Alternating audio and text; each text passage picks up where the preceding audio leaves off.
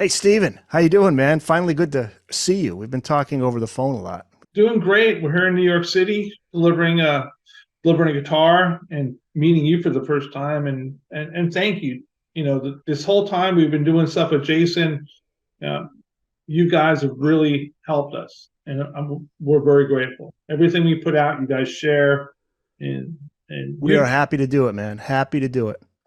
Well, your site is, when it comes to Van Halen, the most respectful site out there. I mean, you keep it so positive, and that's what Jason wants. So Well, thanks a lot. yeah, we're happy to do it. And you've been doing a lot of work for Jason. Let's actually start there. Tell us about yourself, your background, how you met Jason, and what do you do for him? Because we were trying to come up with a title for you, right? You're a friend, you're his manager, you're his personal assistant.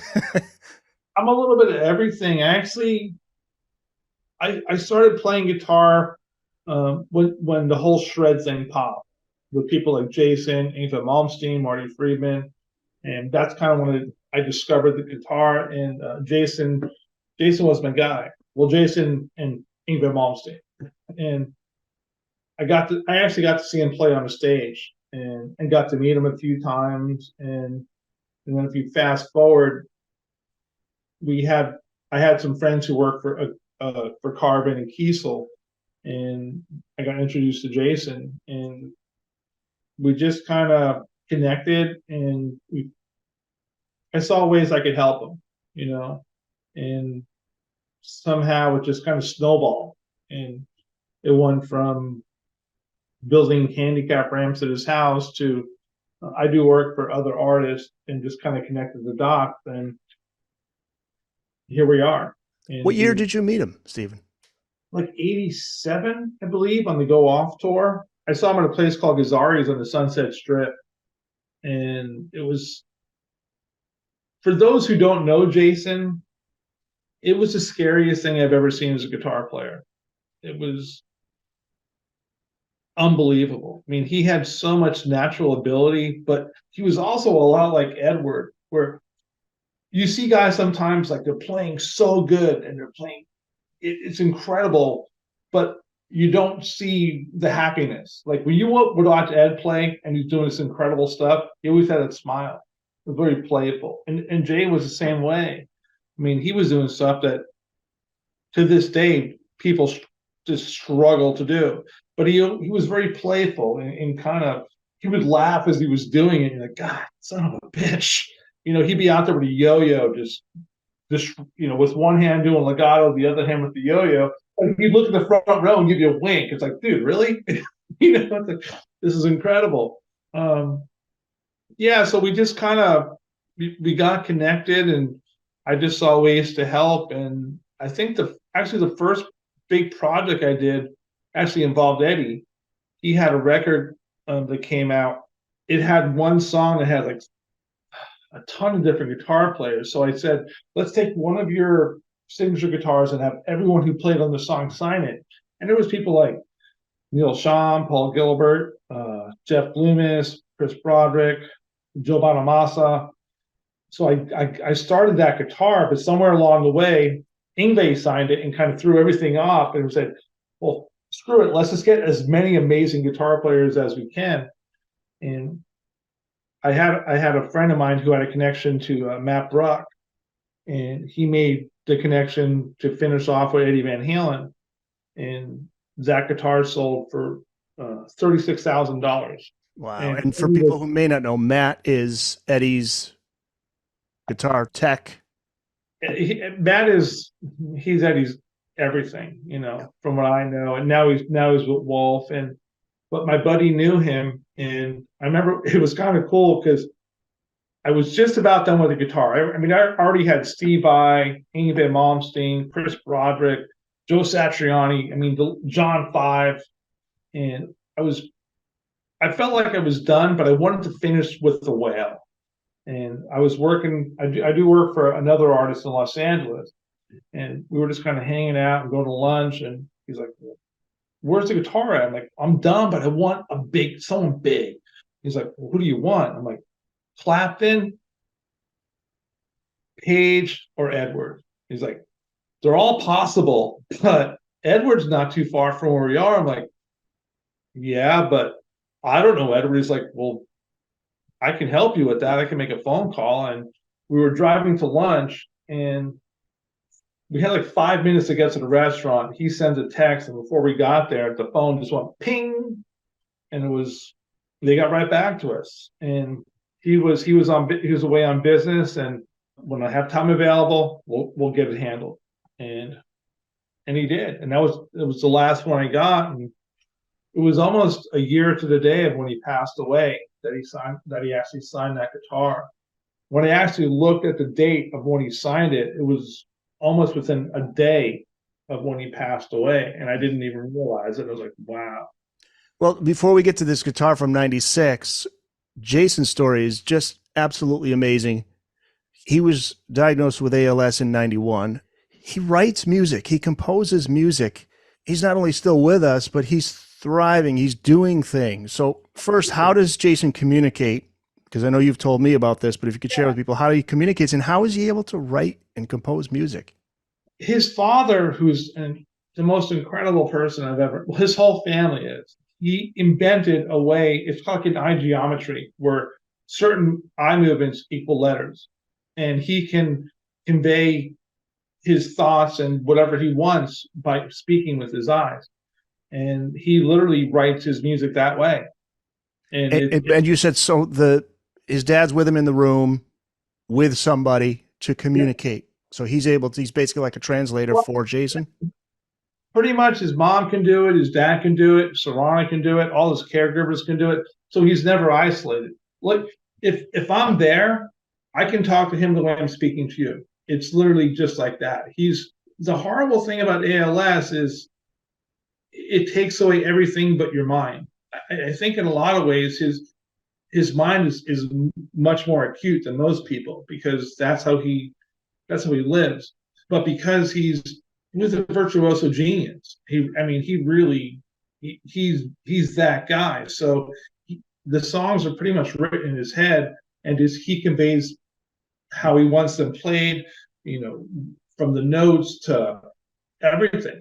It's really incredible. I mean, I've watched him do it, and it's astounding. Like when he did his album Perspective, he has people, he explains, everything from what key to rhythmic changes to everything, even to notes to the artist about how he wants the feel of it.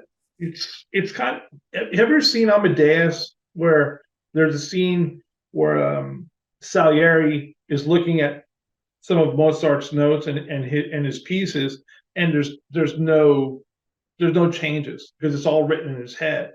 Well, Jason, it's pretty much up there. It's just getting it out is the hard part, and the artists basically have become his paintbrushes.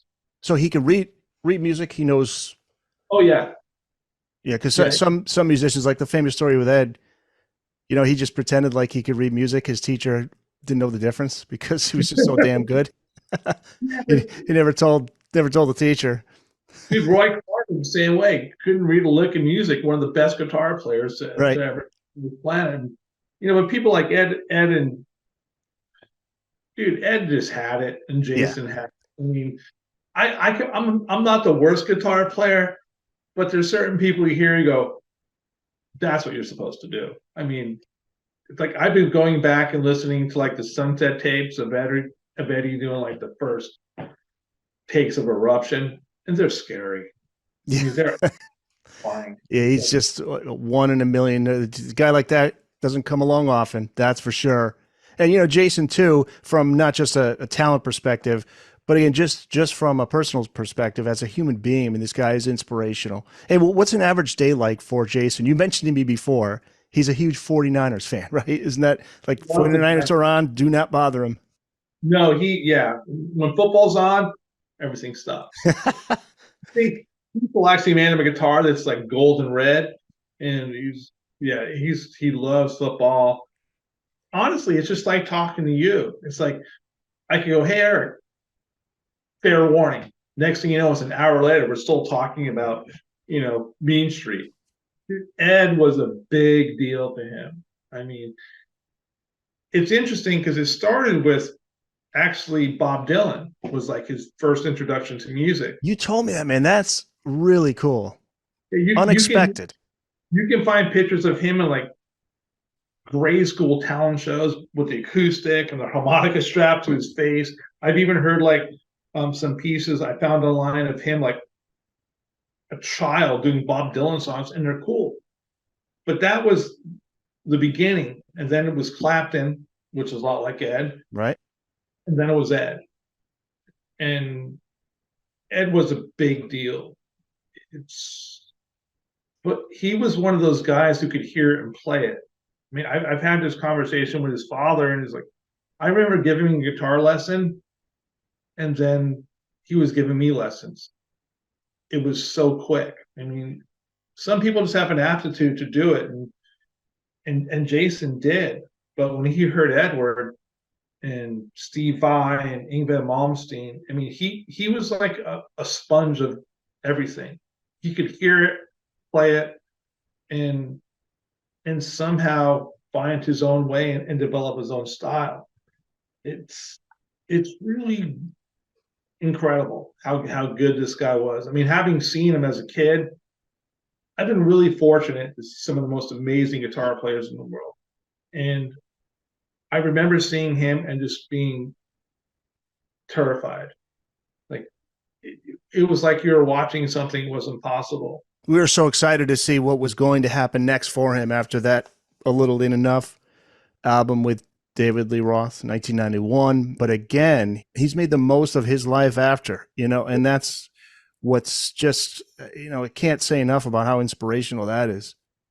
And he's never negative or bitter. It's like he just this is these are the cards, and he deals with it, and he's writing music literally right now. He's writing new music, and hopefully in the next few months we're gonna have another CD coming out, and you'll hear new music from Jason. It's like, what does that say about the person? I mean, I like to think I'm a pretty strong guy and I can deal with a lot, but what he's done, it just blows me away. I mean, he's Yeah. written some incredible music with his eyes. I mean, if you've ever heard Perspectives, it's amazing. It's really incredible what he's done. And Triumphant Heart, another one. And actually, Eddie was responsible. He recorded an album called Perspectives, and about that time they became friends. And Edward was the one that went to Warner Brothers and said, "Put this out," and it helped him immensely. I mean, it was major distribution. You were telling me about a lot of the things that Eddie did that many people don't even know about. There was a story you told me too about the day that was in late August of '96 when Eddie stopped by. How emotional he got! Like he had to, I think he had to ask the parents, like, "Hey, can I just step aside?" Could you tell that story?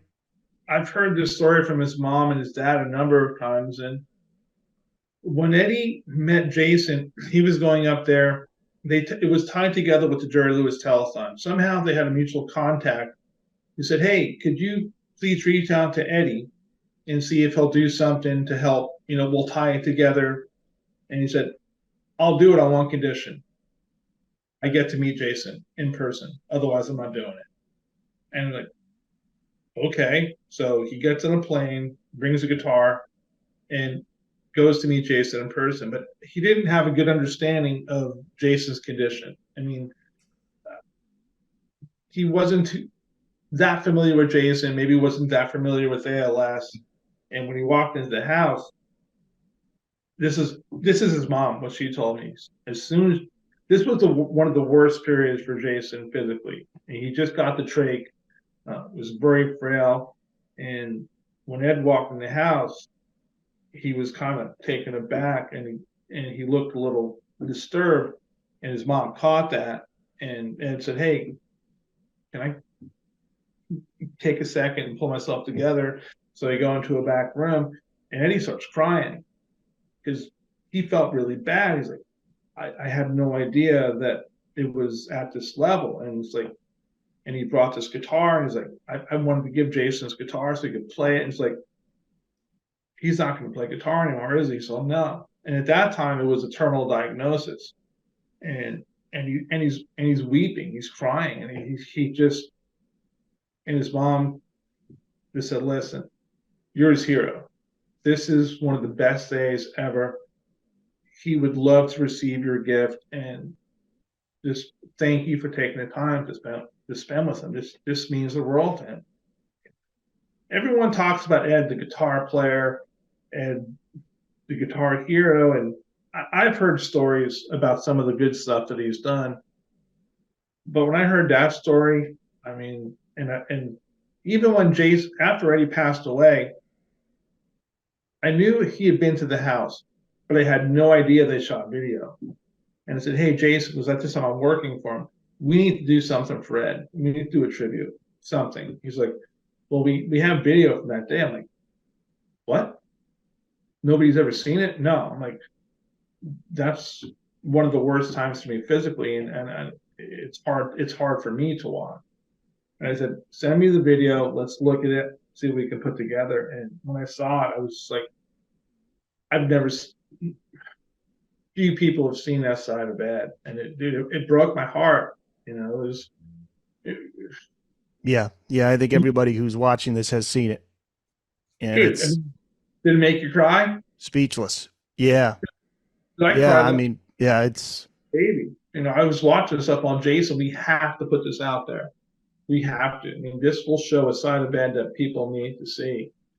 and that is the guitar. So we're in that video is the guitar that he ended up giving to Jason. Yeah, Is that the one that you're okay? So let's get to yeah. that. So when did Jason decide he wanted to auction off this guitar and why he decided to do it? Because we want to kind of clear the air on that. There's been a lot said about why he's doing it. Thanks. I appreciate that, Eric. It was about a year ago. I helped him sell some other guitars, some of his personal guitars.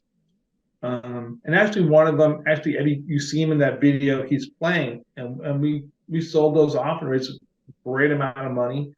But he approached me about this one. I'm like, "Jason, I want you to take some time to think about this. Just take a minute." He's all, "Steve, I'm cool with it. It's okay. The memories of Eddie spending, the day he gave it to me, and also everything else he did for him over the years. I mean, they became friends. I mean, it helped him and his family immensely. And so, dude, I want to see this guitar kind of live on and see people, just show it, and maybe, and let more people know about what a great guy Ed was. And if this can do that, I'm cool with it.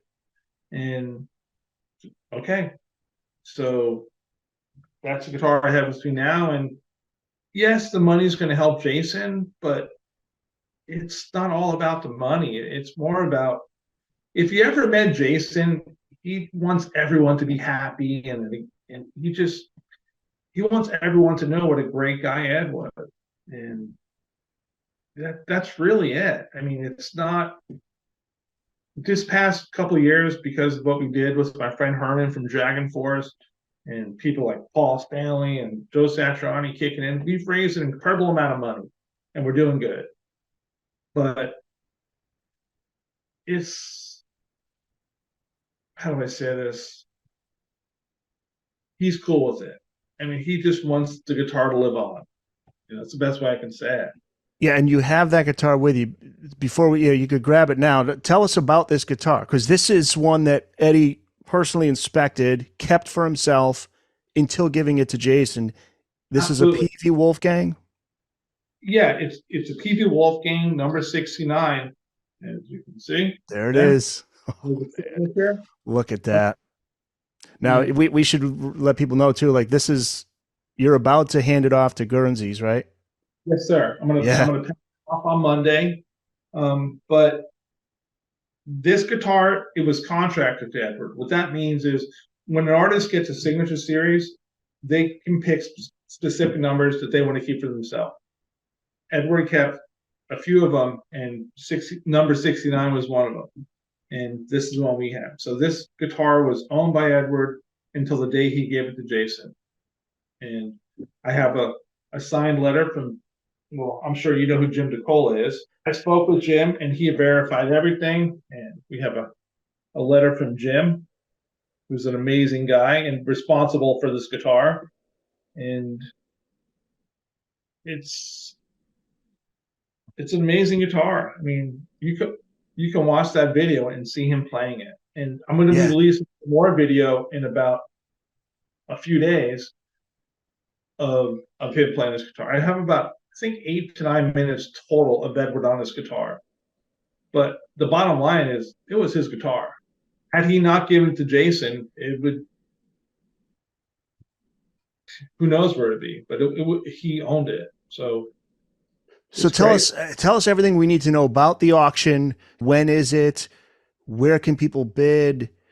The auction will be December 14th, Guernsey's Auction House in New York City. It's called Icons of the 20th Century, and essentially it's an auction of all types of different artists. And one of the coolest things is there's actually some stuff from Bob Dylan in it, like the original masters of the first record he ever did, his breakthrough record, that Wow. somebody donated. And if I'm not mistaken, I think they donated it, and that money's going to another charity too. And the irony is that was Jason's guy. You know, there's some letters from John F. Kennedy. There's all kinds of cool stuff, but it's not just about music. It's about important people from our time. And when I spoke to them, they're like, well, this makes sense. I'm like, you think? You know? And right now, if you go to Guernsey's, you can check it out. And they have everything you need if you want to bid. I believe right now, I think the opening bid is at 100,000 secured. We'll see. It's an amazing gesture from Jason. And again, just to stress, this isn't, certainly not trying to get rich off this. People wonder, does he have medical bills? How does he do with that, by the way? It's a little of both. It's the family, being there, supporting him, but it's also what he pays out. It's extremely expensive. I mean, it costs a lot. And Do you know what was the initial diagnosis? Because I know with ALS, typically it's 3 years and out. how many? 3 years, 3 to 4 years, and it's a terminal diagnosis. And he is still with us. We're talking now 91. So I mean, we're Yeah. talking 30 plus years. It's just an amazing story. And yeah, the other thing is his parents have been so good to him, and they've been through quite a lot too. So It's we want to give credit to them too, because from what his they've brother. been through. His brother? His brother is everyone. From the time he was diagnosed with ALS, everyone's life changed, but everyone did what they had to do. It's like Jason's a. Hopefully someday you have the chance to meet him and you'll get it. It's he he has this effect on people where it's his music was incredible, but like you said, when you hear about his story, it's he's 54 and 54. 54, and the fact that he's still here, still making music and inspiring people is astounding. There's a documentary called Not Dead Yet, and it tells the whole story from being born, discovering the guitar, becoming a virtuoso, conquering the world, and then ALS and how he deals with it. I really would tell everyone to watch it. It'll make you so humble and grateful. And it's what he's achieved in his position is astounding. It really is.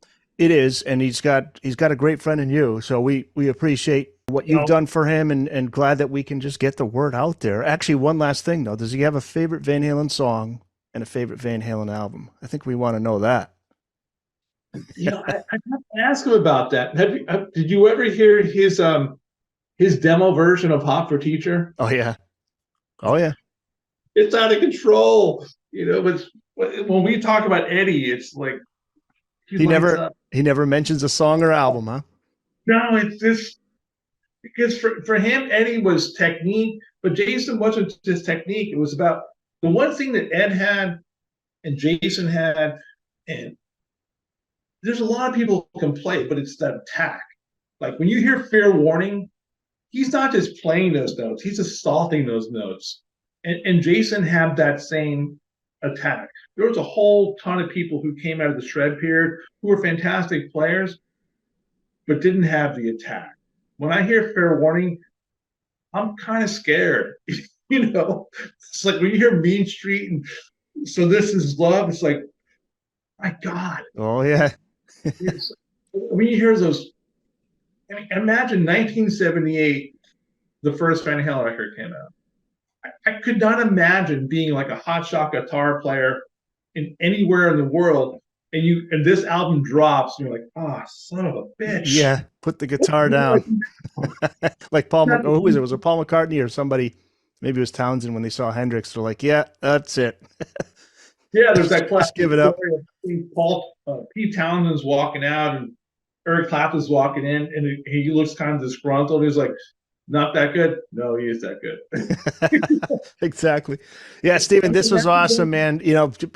All the best on the auction, and we'll get the word out there as best we can, and keep us posted. What the really, I have this getting.